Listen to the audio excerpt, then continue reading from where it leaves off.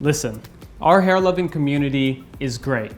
For the most part. Since starting BluMaan 6 years ago, we have built the biggest base of guys who are passionate about hair, and I think that's awesome. Together, we've helped each other learn more about hair, more about products, and more about how to achieve certain hairstyles. In fact, one of the best places to hang out with like-minded and passionate guys about hair and style is the hair and grooming community on Facebook. It's our Facebook group with thousands and thousands of guys all giving advice and asking for advice. It's a safe place for guys to talk all things hair, grooming, and style. So if you're still not a part of that community, I got a link down below. The thing is, over the years, I've noticed that we've started to, just take things a little too far. Not everyone, okay, but it's getting bigger and bigger. Today, I just want to give a little perspective and share some things that if you do, you probably care too much about hair. The first group of guys, and I know, a lot of us fall under this category, is the blow dry and style shamers. Every single time I upload a video where I'm blow drying and styling my hair, the same comments come in. For example, like this: "You are overcombing your hair, man. That's not a good thing to do.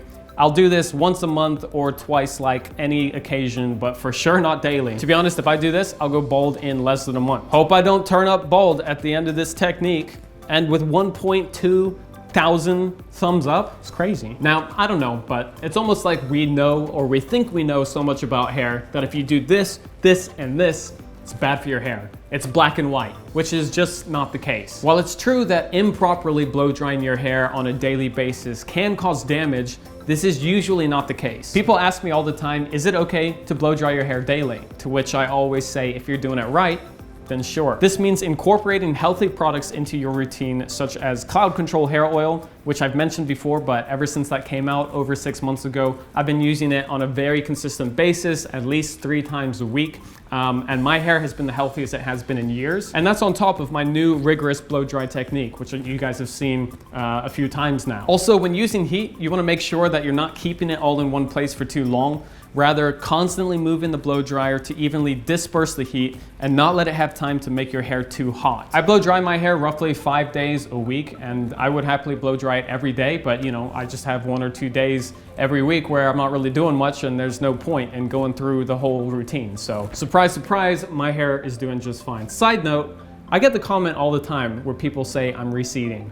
All right, they see my hairline, it goes like this, this, this, and this, and they're like, oh, Joe's receding. Uh-oh, end of BluMaan, here it comes. Go back to my very, very first BluMaan YouTube video, and you will see I have the exact same hairline. I've always had a weird kind of indent right in the middle. I'm not receding, guys. I am getting a couple gray hairs, but I'm not receding yet. The next group of people we have are the overly hair health conscious, scrutinizing every single ingredient. Oh, it has this? Burn it. Burn it with fire. Wanting to use products that are natural or healthy, or having an idea of what you're putting in your hair, that's a good idea. I encourage that. Every guy should be aware of what they're using. But when you take this too far and put every single ingredient under the magnifying glass, it's just not necessary. I hate to break it to you. All these hair products, don't they damage your hair? With the eye rolls, give me the eye rolls. All these products damaging, aren't these products damaging my hair? Are they? Not only that, but there's a lot of misinformation out there regarding ingredients. And I screenshotted one, for example, someone commented saying, "I wonder if any of these products contain alcohol because I tend to stay away from alcohol-based products. They dry out your hair." And I gave this comment a heart because I replied, and I was hoping to share my reply with some other people who may be wondering the same thing. Now, while it's true that some alcohols are drying for your hair, most people don't realize that the alcohols used in cosmetic products are actually good for your hair. They're actually moisturizing and hydrating, so the opposite of drying and damaging. For example, our newest Ascend Volume Cream, this came out recently, if you haven't picked it up, gives you volume for days. I highly recommend it. But this has an ingredient called cetearyl alcohol. I don't know how to pronounce it, okay? But this is actually a good alcohol that provides moisture and makes your hair softer. What I'm trying to say is it's not fair to automatically disregard entire ingredient categories as not good for you.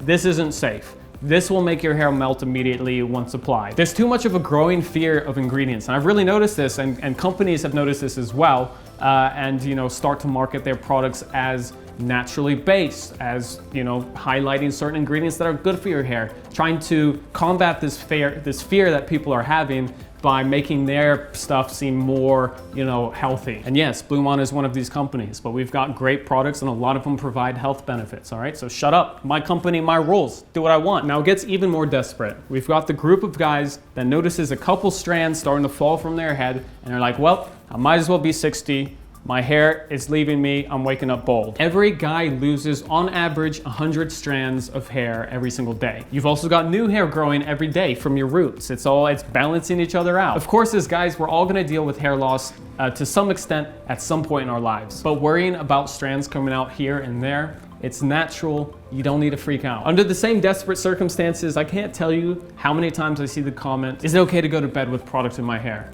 Can I go to sleep with product still in my hair? What's gonna happen? Like, why? You know, what's magically happening at night with product in your hair that isn't happening during the day? Now, I get that the main argument is, shouldn't we leave some time for our hair just to be in its natural state? Product free, just nothing in there, just letting it do its thing and be happy without any product. The only time you should be worried about this is if you're constantly using heavy oil-based products, like traditional pomades, for example. And it's not really because the pomade is bad for your hair per se, but it's rather quite a thick ingredient that can clog your scalp. So if you use it constantly, there's some concern there. Anything else, any other types of products, you'll be fine. And not only that, the opposite can occur. Because if you're using naturally based products or products that are designed to add some health to your hair, such as the Cloud Control, like I said, our hair oil that I use on a consistent basis, such as Fit Sample Pomade, which has a bunch of great hair health ingredients, or leave-in conditioners, anything of this nature, then you're actually providing nourishment to your hair throughout the night if you don't wash it out.